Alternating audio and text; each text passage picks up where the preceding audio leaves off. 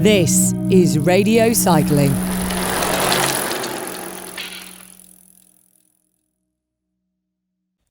Mr. Adams, welcome to Radio Cycling, and thank you very much for joining us.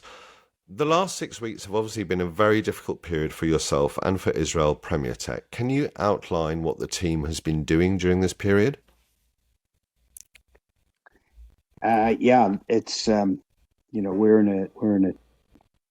woke up to terrible news on October the 7th that Israel had been invaded by about 3,000 murderous terrorists on a hideous rampage, and the world has not been the same, of course, and this is much bigger than simply cycling. That we're talking about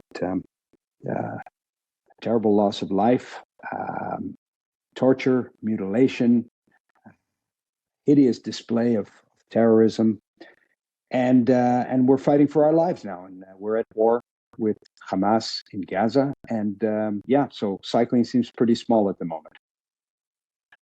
Sylvan, this is obviously a very divisive conflict. I know we've spoken a few times on WhatsApp about it as well.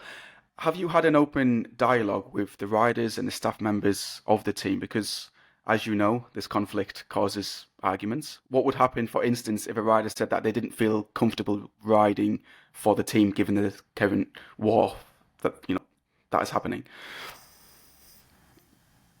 So I'm going to disagree with the premise that this is controversial in any way. Israel was invaded while we were sleeping on a Jewish holiday at 6:30 in the morning, and we have about 280 hostages being held right now in Gaza, and hideous thing took place where rampaging terrorists came in, literally tortured people. I mean, if I tell you some of the stories, you will be shocked. Some of your listeners will be horrified. I mean, if I tell you that they taped the mouth shut of a pregnant woman, cut out her baby, beheaded it, put it in the oven, and burned it, and killed the mother, of course. I mean, this I don't know what's controversial about that. This is the worst day in the history of Israel. It's the greatest number of Jews killed since the Holocaust. I don't know what could possibly be controversial about that, and Israel is fighting back. We were invaded. No other country would accept that terrorists should be on their doorstep, firing rockets indiscriminately. Approximately 8,000 rockets have been fired into Israel, indiscriminately on civilians. And we're at war with a genocidal terrorist element. This isn't about territory. These are religious fanatics. They have an exterminationist philosophy. So this isn't a political fight or a fight about territory. From the river to the sea is their slogan. And what that means is no Israel, no Jews, and they say it openly. You just need to listen.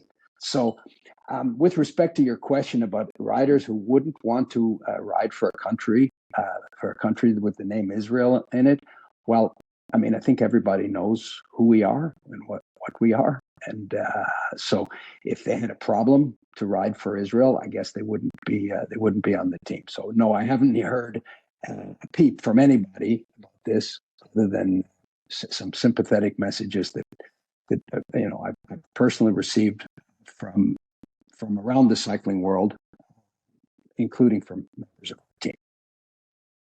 Sylvan, just thinking ahead to next season, which I'm sure you're not really doing too much of at the moment, but I just want to kind of cast our thoughts forward a little bit.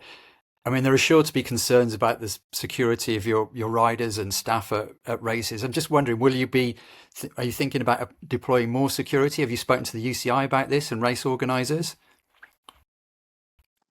So again, are we to be intimidated by genocidal terrorists? when ISIS was threatening people around the world, did the world come to a stop? This is the same thing, whether it's Hamas, Hezbollah in the north, ISIS, Al Qaeda. What are we supposed to do? Cower? So no, actually, we're just going to go about our daily business, and that we actually are planning for the season. We've got a training camp coming up the 7th of December in Spain, and I guess some of these subjects will come up. We'll talk about them. Try to inform members of the team as to what it is that we're facing. But no, we expect to have a normal season. We're not going to hide. We're going to be intimidated by this thuggish behavior that we're seeing, where I see these terrible demonstrations, pro-Palestinian demonstrations, and they carry swastikas and they yell "gas the Jews." I don't know how this possibly could be acceptable in our society, in any society. And as I said, I know that the vast majority of people understand the situation that we're in. Haters are very, very vocal and loud, and frankly, shouting blasphemous, hideous things, which no proper person should ever say out loud. But they're happy, they're proud of it. So we'll face the music, and we expect to race. We expect to race in the spirit of good sportsmanship, because we are a sports team. Sylvan, you've obviously mentioned the protests, the demonstrations. There is a huge strength of feeling about this conflict. I know we've just touched on this, but I guess my question comes from, I'm a guy in my late 20s as well. Most of your riders are in their late 20s. I'm not sure many young men in their late 20s would feel safe wearing your jersey right now, given what is happening. And I'm not trying to take a side in this conflict. I'm just purely looking at it from a safety aspect. I mean, is it safe to be wearing an Israel-PremierTech jersey out training or in a race as we speak? I mean, what are you suggesting? That people are going to attack us because we're wearing the name Israel on our jersey? Are you suggesting that we don't have the right to free speech and to present ourselves in public? Is this what you're asking? Do you think that's okay? No, but do you think that's okay? And you say I'm not taking sides in the conflict. You're right. You can't take sides in the conflict, because one side are genocidal terrorists, and the other side is a peace-loving nation that wants to live in peace and prosperity. So I don't know what you're suggesting. You think we should be afraid because people? What are they going to do to us? No, Sylvan, I think off our bikes. I think the perspective was that we were thinking, when the 9/11 attacks happened, and obviously there have been other terrorist attacks around the world, that ASO and some race organisers have ramped up security for the general public, and also in terms of the security for individuals, because there might be a threat against them from protesters or sympathisers, whoever. And it's just a general question, really, that reflects the kind of complexity of this issue, that some organisers might feel that they needed to do that. So you've had no conversations in that aspect at all, though. No, I don't see what you're discussing when you talk about 9/11, and this was 29/11, so what Israel faced on a proportionate basis to our population. Again, what kind of people would be protesting in favor of Al Qaeda? So, and are they cycling fans? Are they going to come and watch bicycle races? My experience is that the haters, they like to hate, but I don't really see them as cycling fans. I don't see them at bicycle races. And again, we're planning to race as we always do, proudly, with the name of our team, Israel-PremierTech. Sylvan, let's move. Sylvan, I heard you say on. Go on, Pete. Sylvan, I heard you say on Israeli TV. I heard you say on Israeli TV last week that I know you support a very strong supporter of a heart transplant charity. And you were talking then about how this could be a force for reconciliation in the future. I just wondered, do you think that cycling and your team could act as a unifier in this same way? Well, I do think that sports brings people together. Said, feel this, I see it myself when we're on the road, and we're competing against each other in the spirit of sportsmanship, and it's a bridge to learning about different people around the world. Our own team, I think we have 17 nationalities represented on our team. Many of the other teams are also have an international character to them.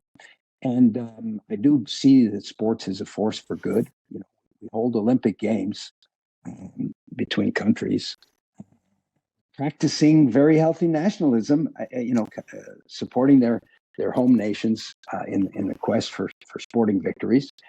But at the end of the day, we're competing together. And so, I definitely see sports as a force for good and a way of building bridges to overcome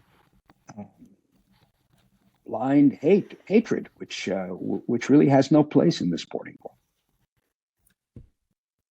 Sylvan, let's move on to the team. You've obviously signed quite well for next season. Unfortunately, though, the big story yet again is Chris Froome.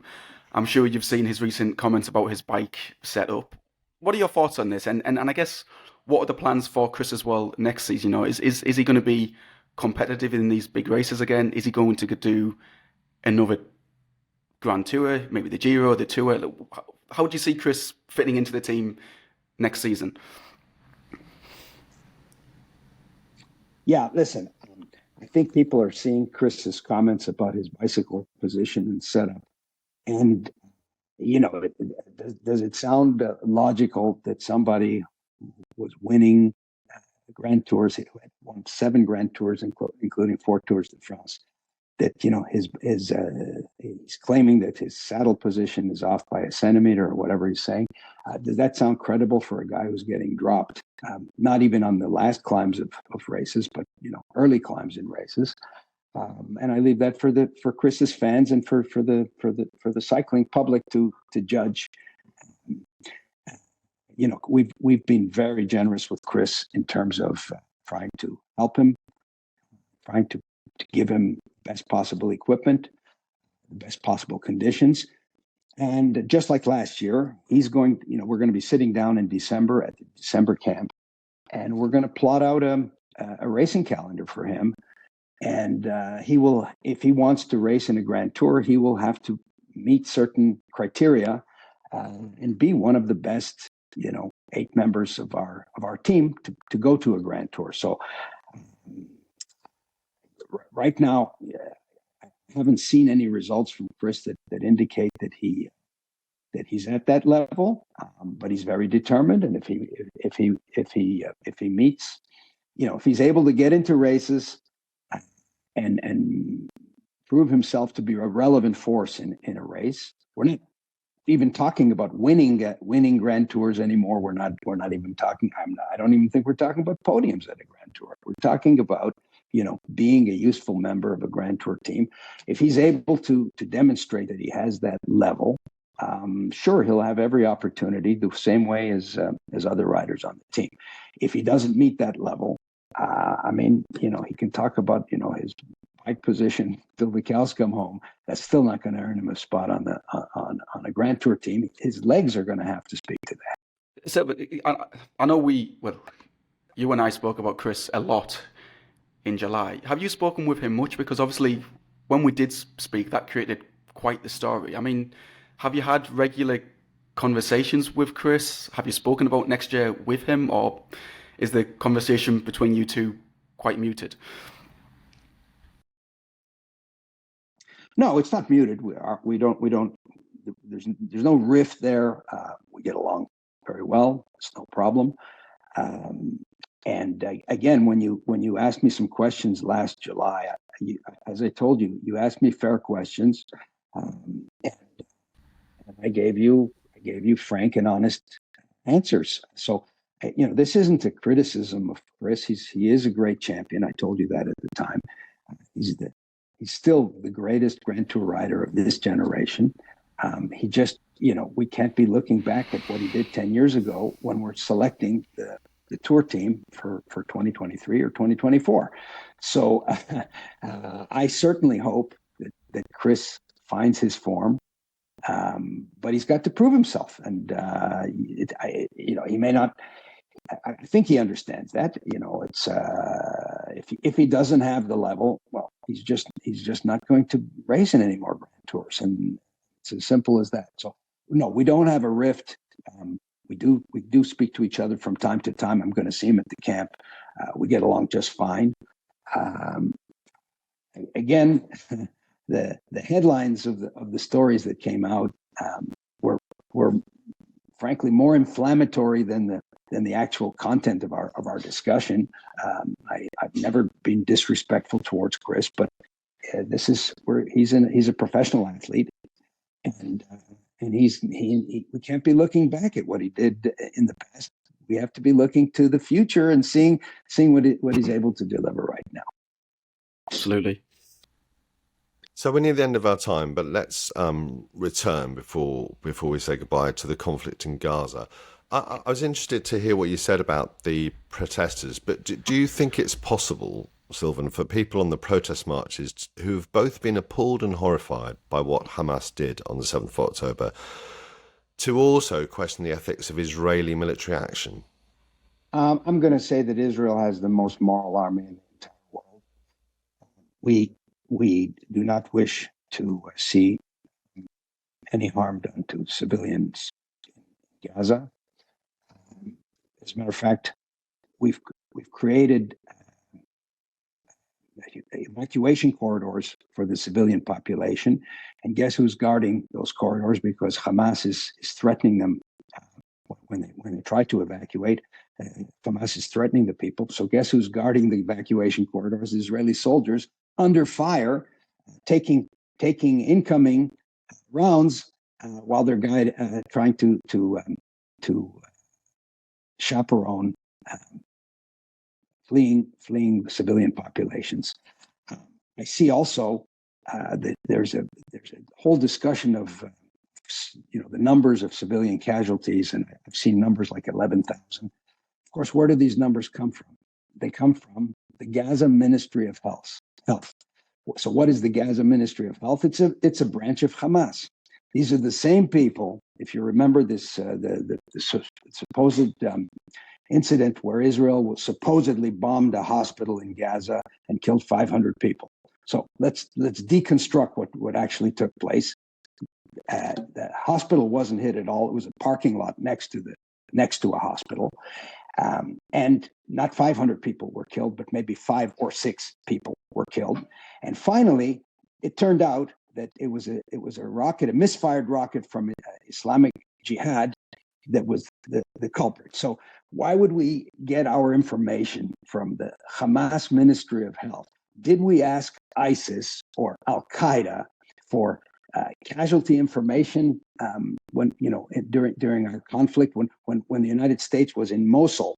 And did we ask? Did reporters interview people from ISIS to ask them, how they were feeling and and what the casualty numbers are? So I wouldn't believe a single thing that comes away from Hamas. I'm shocked, frankly, that the media is so gullible that after the hospital story that I just gave you as a perfect example, that they will continue to parrot the stories from the Hamas propaganda machine.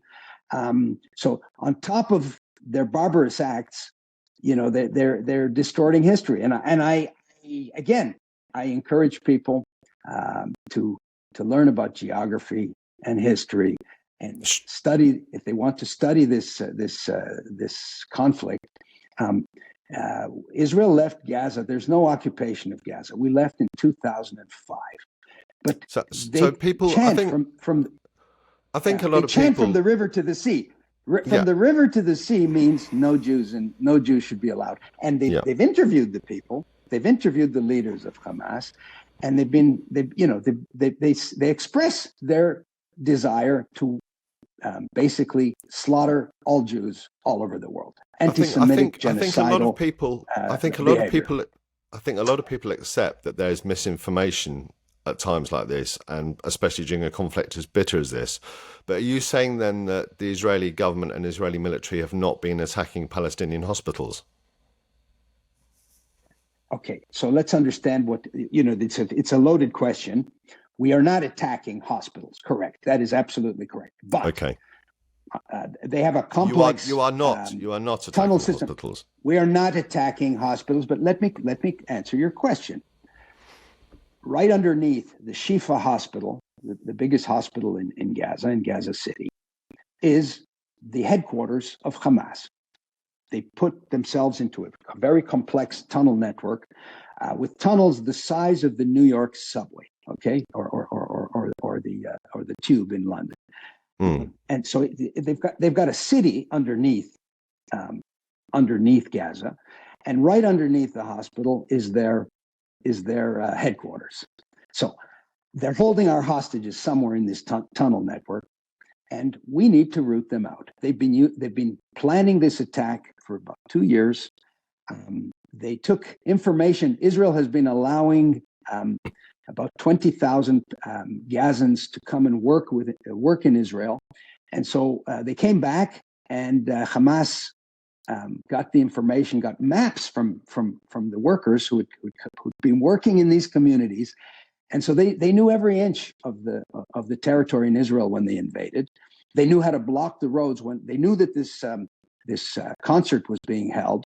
So they blocked the road. They fired rockets, so people ran to their cars, and it literally was a killing field. People were in their cars being shot. I saw footage of this, shot at close range, and Hamas has filmed the entire thing for us. So we have their footage, and so again, we do not target civilians. Absolutely not. We do not target hospitals. I don't think. Will we go beneath the? Excuse me, but will we go beneath the hospital to try to destroy the tunnel complex? Absolutely. We're at war. We're at war with a very hostile force.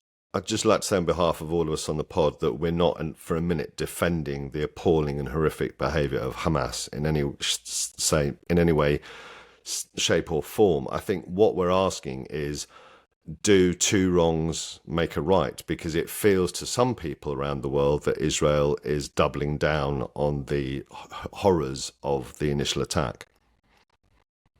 Okay, again, you have no evidence of that. You're parroting propaganda that is being fed to the international media by the Hamas propaganda arm, this so-called Ministry of Health, and you don't even know how many casualties are there, and you're just suggesting, and you are creating this moral equivalency. I'm sorry to say, because we have our army in there looking for the terrorist militants. We're not targeting civilians. They are targeting civilians. There is a complete difference. And if any country was at war, let me suggest the following. In World War II, there were about 10 million Germans killed, and only about 300,000 or 400,000 American troops. Does that mean that two wrongs don't make a right? You're creating an equivalency between the aggressor and the entity that's trying to defend its borders, trying to defend its people. And I reject your whole notion that is based on Hamas propaganda. You don't know what the casualties are, and you're suggesting that that there is a second wrong here, where again it's not correct. Israel has the right to defend its people. We have the right to defend our country, and there is collateral damage. Undoubtedly, this is war. These are not war games. This is not a game. While there is collateral damage, Hamas is holding their own citizens as human shields and trying to expose them to as much danger as they can, while the Israeli troops are guarding the road to create this human corridor so that they can evacuate the civilian population and concentrate on their enemy. So I'm sorry, you are interjecting with this kind of moral equivalency, and frankly, it's offensive. Okay, well, thank you very much for your time. Many thanks for joining us on Radio Cycling.